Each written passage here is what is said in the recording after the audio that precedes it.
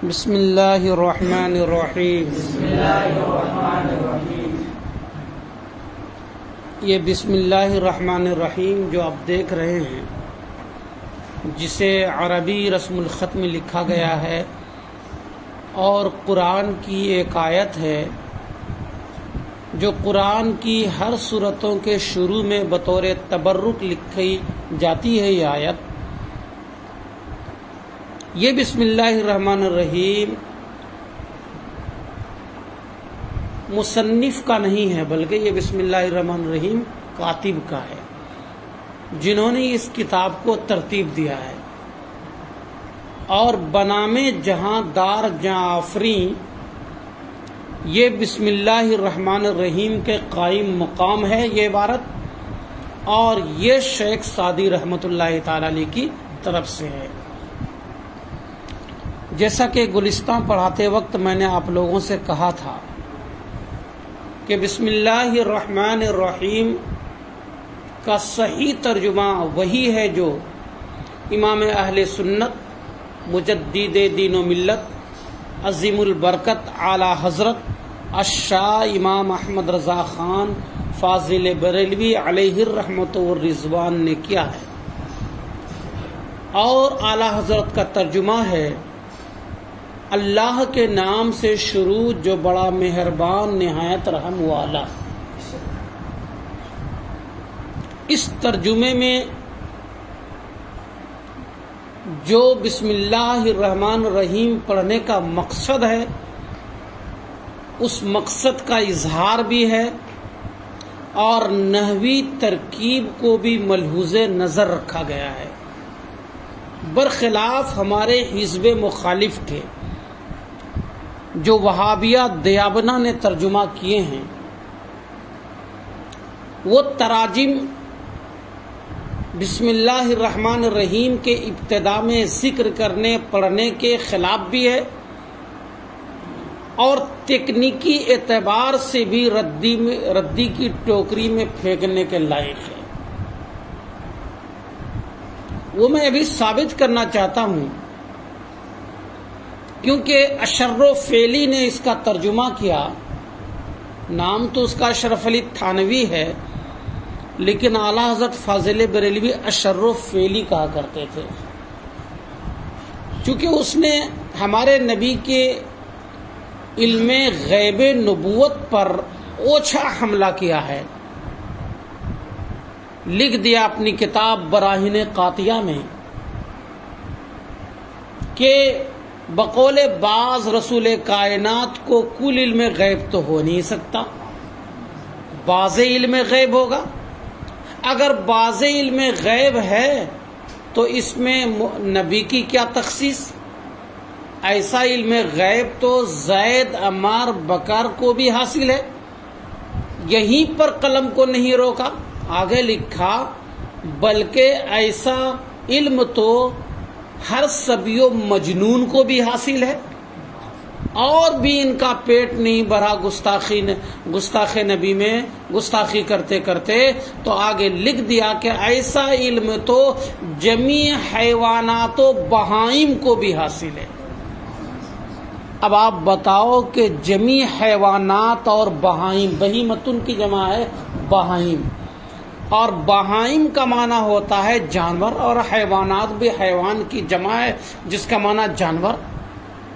اس کا مطلب وہ یہ کہنا چاہ رہے ہیں کہ اگر رسول اللہ صلی اللہ علیہ وسلم کو بعض علم غیب ہے تو ایسا بعض علم غیب تو تمام جانور، گدھے، بلی، کتے، خنزیر، سور سب کو حاصل ہے، اور یہ ہمارے نبی کی شان میں کھلم کھلا گستاخی ہے، اور ہمارے نبی کے علم کی توہین کی گئی ہے، کیونکہ اس نے یہ کہہ دیا کہ ایسا علم تو تمام جانوروں کو بھی حاصل ہے، اور تمام جانوروں میں سور، خنزیر بھی شامل ہے کہ نہیں؟ لہذا ہمارے نبی کے علم کو سور اور خنزیر کے علم کی طرح قرار دے دیا۔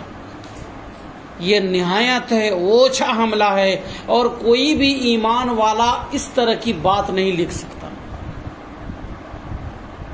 اور ایسی عبارت پر گرفت کرتے ہوئے امام احمد رضا خان فاضل بریلوی نے تکفیر کا فتویٰ صادر فرمایا. سمجھانا. بہرحال اس اشرف علی تھانوی نے جو گستاخ نبی تھا، گستاخ رسول تھا، اس نے ترجمہ کرتے ہوئے کہا کہ شروع کرتا ہوں میں اللہ کے نام سے جو بڑا مہربان نہایت رحم والا ہے.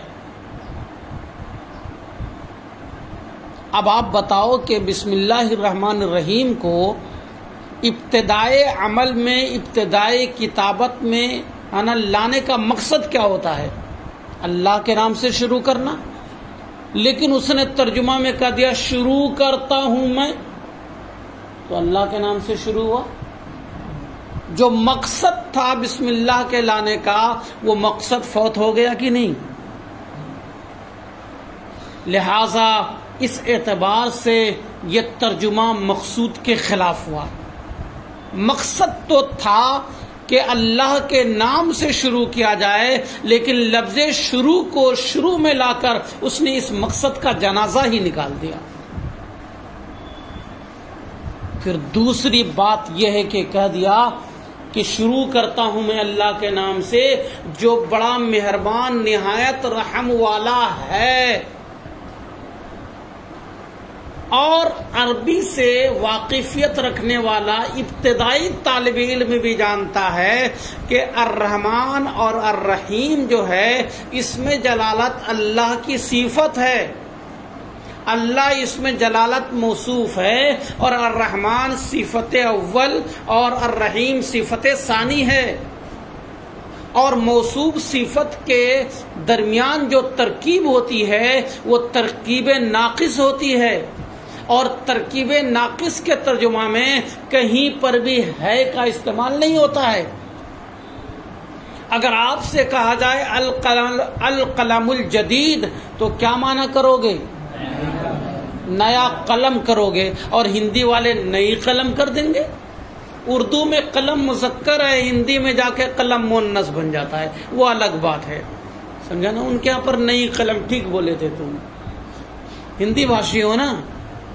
ہاں، تو بہرحال القلم الجدید کا ترجمہ آپ لوگوں نے کتنی آسانی سے کر دیا، نیا قلم. تو اللہ الرحمن کا معنی کیا کریں گے؟ اللہ رحمان ہے، اللہ مہربان ہے کہ کریں گے مہربان اللہ، ایسا ہی تو کریں گے. لیکن ہے نا، ان کا کیا کہیے کہ انہوں نے ترجمہ میں کہہ دیا اللہ کے شروع کرتا ہوں اللہ کے نام سے جو بڑا مہربان نہایت رحم والا ہے کا ترجمہ کرنا یہ ترکیب نحوی کے خلاف ہے، بالکل قانون نحوی کے خلاف ہے. تو ایک تو بسم اللہ الرحمن الرحیم کا جو ترجمہ کیا اس کے ترجمے سے خلاف مقصود کا اظہار ہوا، مقصد کے خلاف ترجمہ کیا. اور دوسرا یہ کہ ہے ترجمہ میں لگا کر اس نے ترکیب نحوی کا بھی جنازہ نکال دیا کہ نہیں؟ اور جب استاذ نے ہے کر دیا تو شاگرد کہاں پیچھے رہنے والا تھا؟ محمود الحسن دیوبندی، جس کو یہ دیابنا شیخ الہند اور شیخ الاسلام والمسلمین کہتے ہیں، اس نے ترجمہ کرتے ہوئے کہا، شروع اپنے استاذی کو ملوز نظر رکھا، شروع کرتا ہوں میں اللہ کے نام سے، اور آگے انا کہہ دیا جو بڑے مہربان نہایت رحم والے ہیں. وہ خرابی جو ان کے اول ترجمے میں تھی، یعنی اشرف علی تھانوی کے ترجمے میں جو دو خرابی تھی، وہ دو خرابی ان کے ترجمے میں بھی ہے. مزید ایک اور خرابی اس کے ترجمے میں آ چکی ہے، کیونکہ انہوں نے کہہ دیا کہ جو بڑے مہربان نہایت رحم والے ہیں، اور ہیں کا ترجمہ اردو میں جمع کا ترجمہ ہوتا ہے، اور اس ترجمے سے وہم جاتا ہے اس بات کی طرف کہ معاذ اللہ اللہ ایک نہیں انیک ہے، جبکہ اللہ ایک ہے. زیادہ سے زیادہ آپ یہاں رک کر یہ کہہ سکتے ہو کہ حضرت یہ دیوبندی حضرات ممکن ہے کہ ترجمہ تعظیم کو ملحوظ نظر رکھتے ہوئے کیے ہوں گے، چونکہ ہیں تعظیم کے لیے ہے، ہیں جمع ہے، تعظیم کا معنی اس کے اندر پایا جاتا ہے، اور اسی تعظیم کے اظہار کی خاطر انہوں نے یہ ترجمہ کیا ہے۔ ہم کہیں گے جناب کہ کیا صرف صیغہ جمع ہی میں تعظیم پائی جاتی ہے یا صیغہ واحد میں بھی تعظیم پائی جاتی ہے؟ اللہ کی شان میں تعظیم صیغہ جمع سے کہیں زیادہ صیغہ واحد میں پائی جاتی ہے۔ یہی وجہ ہے کہ اللہ تعالیٰ چونکہ قادر مطلق ہے، اپنے لیے جو لفظ چاہے، جو شبد چاہے استعمال فرمائے، نحن نقص جمع کا صیغہ استعمال فرمائے، لیکن جب ہمیں تعلیم دی تو سورہ فاتحہ میں اشارہ فرما دیا ایاک نعبد و ایاک نستعین، اے بندے جب تم میری طرف آؤ اور مجھ سے مدد طلب کرو تو کہو کہ اے اللہ ہم تجھی سے مدد طلب کرتے ہیں اور تیری ہی عبادت کرتے ہیں۔ ایاکم جمع کا استعمال نہیں ہوا، ایاک واحد حاضر کا استعمال ہوا ہے، جمع حاضر کا استعمال نہیں ہوا ہے۔ پتہ چلا کہ شان باری تعالیٰ میں ہم بندوں کی جانب سے استعمال کیے جانے والا لفظ واحد میں جتنی تعظیم پائی جاتی ہے، جمع میں اتنی تعظیم نہیں پائی جاتی ہے، سمجھا نا؟ اور انبیاء کرام نے اللہ تبارک و تعالیٰ کی بارگاہ میں جو دعائیں کی ہیں اور جن دعاؤں کو قرآن کریم نے نقل کیا ہے، ان دعاؤں پر بھی نظر ڈال لو تو ہر جگہ دیکھو گے کہ انبیاء کرام اللہ تبارک و تعالیٰ کو کی جانب جو لو لگا رہے ہیں وہ صیغہ واحد ہی سے، اللہم ربنا تقبل، اے اللہ تو قبول فرما لے۔ تقبل واحد حاضر کا صیغہ ہے کہ نہیں؟ ربنا حب واحد حاضر کا صیغہ ہے کہ نہیں؟ اہدی واحد حاضر کا صیغہ ہے کہ نہیں؟ تو کہیں پر آپ کو انبیاء کرام کی دعاؤں میں نہیں ملے گا کہ انہوں نے صیغہ جمع کا استعمال فرمایا ہے۔ تو اللہ تبارک و تعالیٰ نے سورہ فاتحہ میں اور انبیاء کرام نے اپنی دعاؤں میں صیغہ واحد کا استعمال کر کے اس بات پر قوی دلیل قائم کر دی کہ اللہ تعالیٰ کی شان میں بندوں کی جانب سے استعمال کیے جانے والا لفظ واحد میں جتنی تعظیم پائی جاتی ہے اتنی تعظیم صیغہ جمع میں نہیں پائی جاتی ہے۔ لہذا سب سے اعلیٰ و بالا و شان والا ترجمہ وہی ہے جو اعلیٰ حضرت فاضل بریلوی نے فرمایا ہے، اللہ کے نام سے شروع جو بڑا مہربان نہایت رحم والا۔ سمجھا؟ بنام جہاں دار جہاں آفری، حکیم سخن در زباں آفری۔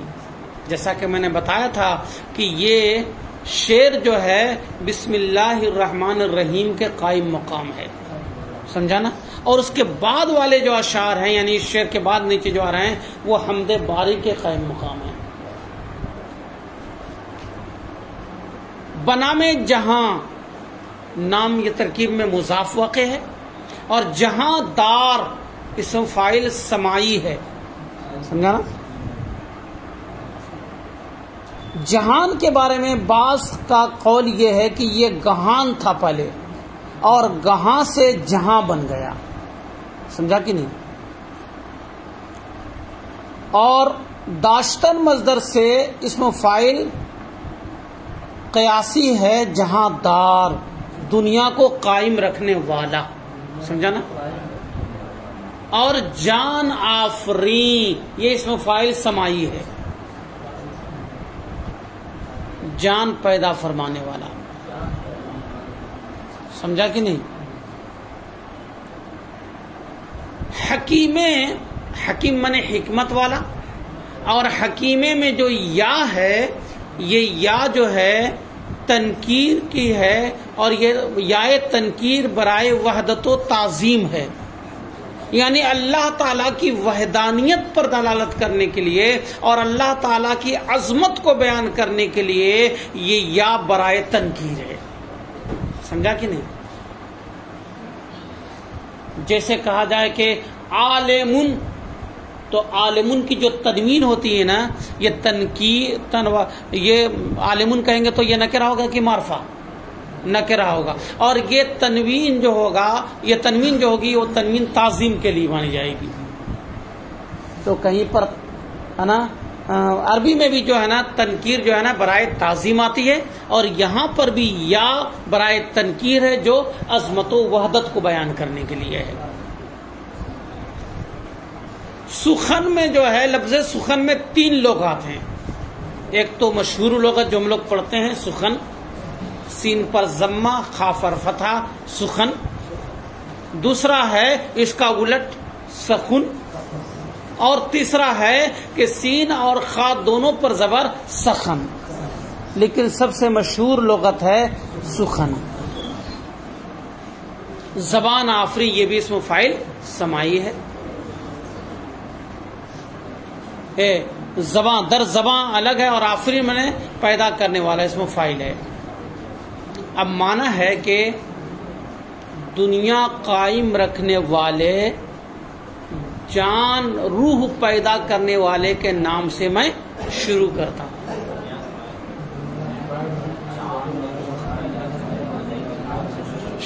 ہوں. ایسا عظیم الشان حکمت والا ہے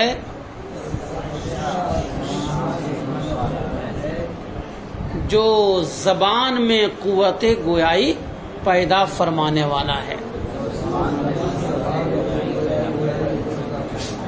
خداوند بخشندے دستگیر، کریم خطا بخش پوزش پذیر.